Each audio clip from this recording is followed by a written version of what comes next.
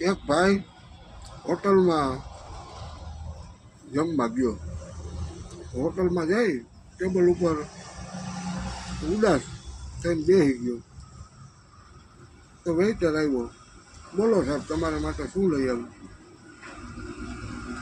ઓલો કે 2 ઠંડી રોટલી લઈ આવ, ઠંડુ થોડુંક શાક લેતો હોય અને થોડીક ઠંડી ચા લેતો. તો વેઇટર કે આવું બધું થોડું સાહેબ ખવાય ગયું.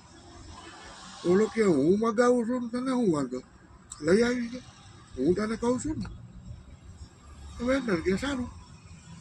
વેઇટર લઈ આવ્યું, બધું ટેબલ ઉપર મૂક્યું અને બોલો સાહેબ હવે શું મદદ કરું? વેઇટર કે તો હવે કે તું મારી સામે બેસી જા અને તને મજા આવે ને એમ મારા સામે બોલવા માંડ, તને મજા આવે એમ બોલવા માંડ. એટલે મને એમ લાગે કે ઘર જેવું લાગે એમ.